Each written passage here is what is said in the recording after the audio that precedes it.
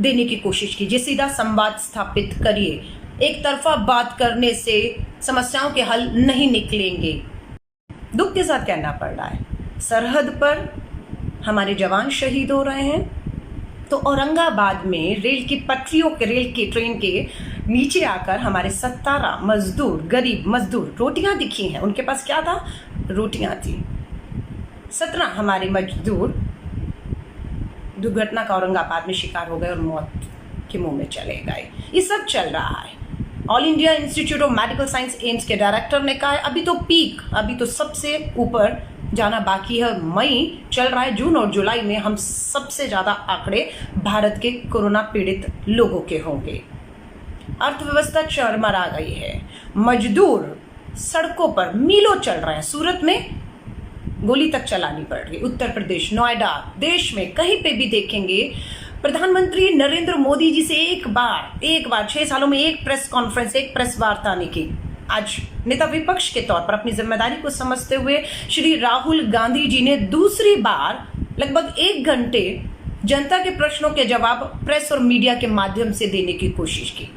केंद्र की सरकार को राहुल गांधी जी ने यह विश्वास दिलाया कि एक विपक्ष के तौर पर कांग्रेस पार्टी पूरी तरह से उन्हें हर तरीके का सहयोग, किसी तरह का सुझाव और मदद तक देने को तैयार है। लेकिन देश के प्रधानमंत्री मालूम नहीं किस घमंड में चूर हैं, क्योंकि आज श्री राहुल गांधी जी की बात किनसे हो रही है? श्री राहुल गांधी जी ने बात की farmer RBI governor Raghuram Rajan ji से। नोबेल पुरस्कार मिला अभिजीत बनर्जी को, गरीबी के ऊपर रिसर्च करने पर नोबेल पुरस्कार, उनसे बात की। राहुल गांधी जी ने अमर्त्य सेन जी से बात की, अर्थ विशेषज्ञ हैं, अर्थशास्त्री हैं। राहुल गांधी जी बात कर रहे हैं लगातार देश के पूर्व प्रधानमंत्री, 10 साल तक प्रधानमंत्री रहे, आरबीआई के गवर्नर रहे, अर्थशास्त्र विशेषज्ञ हैं डॉक्टर मनमोहन सिंह जी से लगातार बात कर रहे हैं कि क्या हल होने चाहिए, क्या सुझाव होने चाहिए जो हम सरकारों को दें। पी चिदम्बरम देश के वित्त मंत्री रहे, उनसे बात कर रहे हैं। लेकिन देश के प्रधानमंत्री किसी से भी बात नहीं कर रहे। अगर वो बात करेंगे तो मुझे लगता है ये जो मजदूर है, जो आज भी अपने घर बार छोड़कर क्यों मीलों चलना पड़ रहा है, क्यों ऐसे हादसों का शिकार हो रहे हैं। पेट्रोल और डीजल के दाम आपने 10 और 13 रुपए प्रधानमंत्री जी बढ़ाए उस समय पर जब देश पूरा विश्व में पेट्रोल और डीजल के दाम सबसे कम है। उस टाइम पर आप पेट्रोल डीजल के दाम बढ़ाकर लोगों से पैसा वसूलते हैं।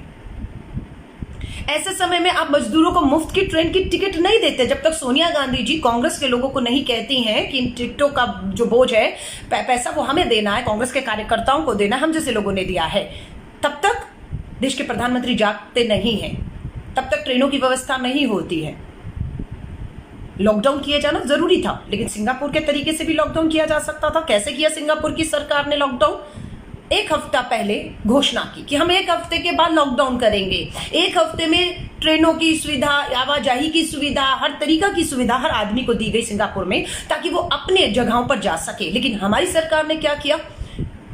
देश के प्रधानमंत्री नरेंद्र मोदी जी 8 बजे आए और 12 बजे देश भर में लॉकडाउन हो गया और हमने सड़कों पर गरीब मजदूर कामगार के लोगों को सड़कों पर देखा, मीलों चलते हुए देखा, दुर्घटना का शिकार होते हुए देखा। आज हमारी अर्थव्यवस्था का बंटा बैठ गया है। पीएम केयर फंड, आप मजदूरों से टिकट ले रहे हैं, आप हवाई जहाज से जिन्हें ला रहे हैं, उनसे पूरा वैसा वसूल रहे हैं। आप जो है पेट्रोल डीजल के दाम बढ़ाकर करोड़ों रुपया वसूल रहे हैं। आप राज्यों को उनका जीएसटी का शेयर भी नहीं दे रहे। आप पीएम केयर फंड में, लोग तो बता रहे हैं 15 लाख करोड़ आ चुका है और देश की अर्थव्यवस्था को पटरी पे लाने के लिए शायद उतना भी नहीं चाहिए कि अगर आप हमारे बता रहे हैं, जो आज राहुल जी ने बताया 7 करोड़ पूरे देश में छोटे दुकानदार हैं, हमारे कितने किसान हैं, कितने कामगार मजदूर हैं। अगर 13 करोड़ देश में मजदूर, गरीब, जो गरीबी रेखा से नीचे है, उन सबके अकाउंट में अगर न्याय योजना के तहत, न्यूनतम आय योजना के तहत 7,500 भी डाल देंगे तो केंद्र सरकार को 65,000 करोड़, 1 लाख करोड़ नहीं, 65,000 करोड़ पीएम केयर फंड में बताया जा रहा है। पारदर्शिता नहीं है, इसलिए इस आंकड़े को कितना सही है गलत है नहीं बता पा रहे हैं कि सच में पीएम केयर फंड में कोरोना वायरस से लड़ने के दौरान जो पीएम फंड खोला गया उसमें 15 लाख करोड़ आ चुके हैं। पेट्रोल डीजल से 13 लाख 15 लाख करोड़ पेट्रोल डीजल पे जो पैसा आपने बढ़ाया है, क्योंकि विश्व में तो बहुत कम कीमतें हैं, आपने कमाया, आपने पीएम केयर फंड में आया।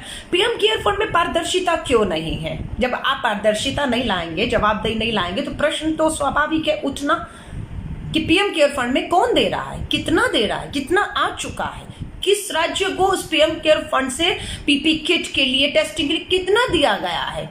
ये अगर आप नहीं बताएंगे तो शक पैदा होता है कि पीएम केयर फंड का पैसा जा कहाँ रहा है। सरकार तो किसी को दे नहीं रही, उल्टा petrol diesel, PM care fund, हवाई जहाज की टिकटों के पैसे या इवन की ट्रेन का पैसा जो है आप वसूल रहे हैं, लेकिन खर्च कहीं नहीं कर रहे हैं।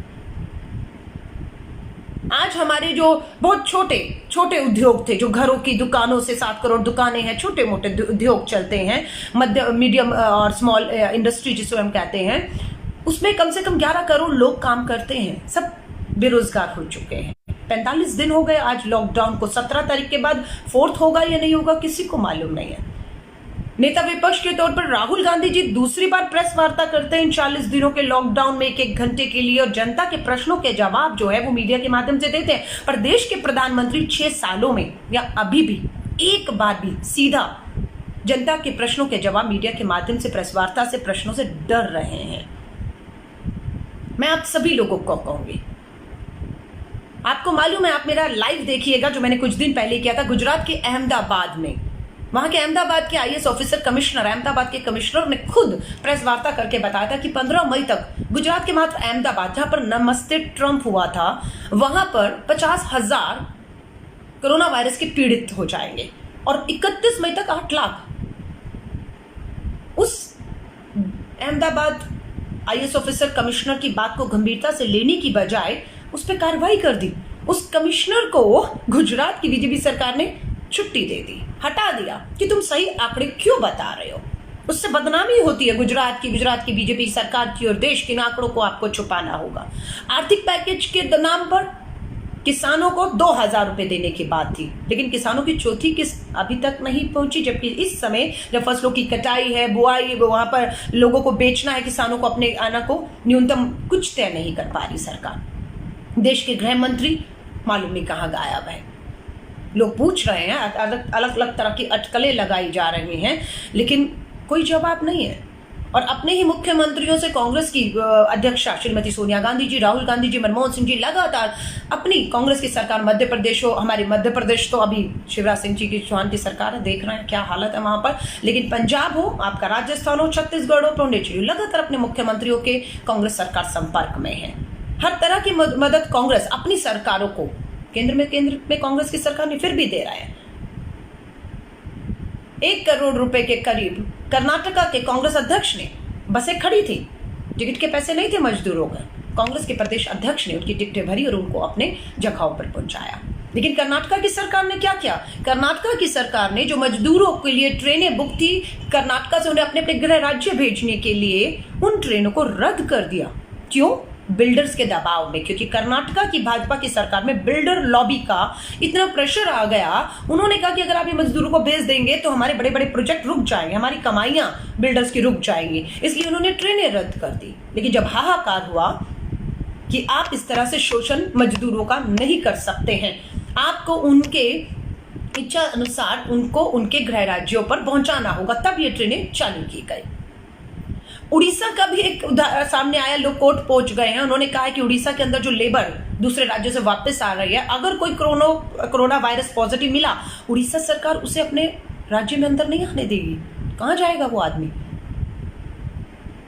कहां जाएगा? किस सरहद, किस बॉर्डर, किस राज्य में वो अपनी रोटी रोजगार के लिए परिवार को लेकर मोहताज पड़ा रहेगा? ये कोई सीएए में, नागरिकता बिल में आप किसी बाहरी देश के लोगों को सरहद पर वो अपने क्या कहते हैं उसको, शरणार्थी घर बनाकर, नहीं, ये देश के लोग हैं, आपके अपने लोग हैं। मैं लोगों को कहूंगी, राहुल गांधी जी ने नेता विपक्ष के तौर पर सुझाव दिए, मानना ना मानना देश की सरकार पर निर्भर करता है। हर तरह के सहयोग की बात की कि आप केंद्र सरकार कोई भी नियम कायदे तय करेगी, हमारी राज्य सरकारें कांग्रेस पूरी तरह से सहयोग करेंगी, जो कर रही हैं। अगर आपने लॉकडाउन अनाउंस किया है तो राज्य सरकारें कांग्रेस की मुस्तैदी से उस लॉकडाउन को, नियम कानूनों को अपने राज्यों में लागू करा रही है। आप हमसे मदद की भी बात करेंगे तो युवा कांग्रेस से लेकर दिल्ली प्रदेश कांग्रेस के लोग जो हैं लगातार आप देखेंगे मुफ्त की मजदूरों की टिकटें का वाहन करना हो वो कर रहे हैं, खून देना हो कांग्रेस के लोग दे रहे हैं, खाना खिलाना हो व्यवस्था करनी हो कांग्रेस के लोग कर रहे हैं। हर तरीके की हम विपक्ष में मुट्ठी भर हैं, फिर भी आप देख रहे हैं कि जनता के प्रति अपनी जिम्मेदारियों से हम मुंह नहीं मोड़ रहे। लेकिन आपसे, जनता से, दिल्ली और देश की जनता से अपील करना चाहूंगी, देश के प्रधानमंत्री जी को कहिए, कीजिए एक प्रेस वार्ता, प्रेस मीडिया के लोगों के माध्यम से जनता की चिंताएं, प्रश्न, उनकी समस्या, उनके हल देने की कोशिश कीजिए। सीधा संवाद स्थापित करिए। एक तरफा बात करने से समस्याओं के हल नहीं निकलेंगे। और आप सभी से कहूंगी, दिल्ली की केजरीवाल सरकार हो या भारत सरकार हो, पूरी तरह से ऐसा लगता है बिना प्लान के लॉकडाउन किया। लॉकडाउन में हल नहीं था, लेकिन लॉकडाउन में 45 दिन आपको देश की जनता ने एक तपस्या की, 40 दिन आपके नियम कायदों के मुताबिक घरों में अपने आप को बंद कर लिया। सबने बंद कर लिया कि आपको 40 दिन मिले, अब आप तैयारी कर लेंगे, जब लॉकडाउन खुलेगा तो आप तैयार होंगे। लेकिन आपने कोई तैयारी आपकी दिख ही नहीं रही है। यूं ही All India Medical Institute AIIMS के डायरेक्टर ने नहीं कह दिया अब तो पीक आना बाकी है, अभी तो भुखमरी, गरीबी बाकी है। लग रहा था कोरोना वायरस से लोगों की मौत होने का डर था, लेकिन यहां तो जो लोग सड़कों पर मजदूर गरीब निकल गए अपने घरों पर चलने के लिए मिलो, वो हादसे का शिकार हो रहे हैं। और आगे कहते हैं कि अगर यही रहा तो भुखमरी से भी देश में मौतें हो सकती है। 140 करोड़ का विश्व का चाइना के बाद सबसे बड़ा देश है, सबसे बड़ा देश।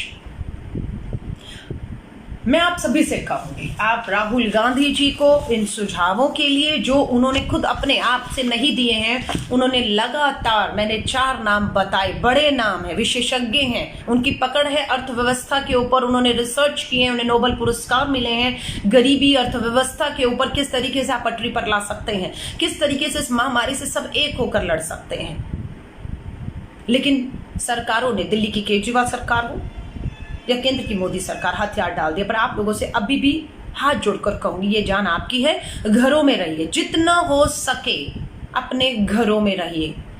अभी भी मैं कहूंगी मास्क का इस्तेमाल करिए, सैनिटाइजर का इस्तेमाल करिए, अपने हाथों को लगातार धोते रहिए। और अगर आपके इलाके में किसी को भी पता लगता है कि इस तरह का वायरस आ चुका है, उसमें कृपया अपने आप को उनसे बचाकर दूर रखिए, अपने घरों में रखिए, क्योंकि सरकार ने हथियार डाल दिए। इसका एक ही बचाव है कि आप अपने आप को अब अपने घरों के अंदर जितना बंद कर सकते हो, जितना रख सकते हो सुरक्षित, उतना रखिए, क्योंकि केंद्र की सरकार ने पूरी तरह से हथियार डालते हुए दिख रहे हैं। और राजनेता विपक्ष के तौर पर राहुल गांधी जी को नहीं, देश के प्रधानमंत्री जी को आगे आकर लोग सुनना चाह रहे थे कि प्रेस वार्ता करें, प्रेस के प्रश्न लें, लेकिन वो डर रहे हैं, वो डर रहे हैं।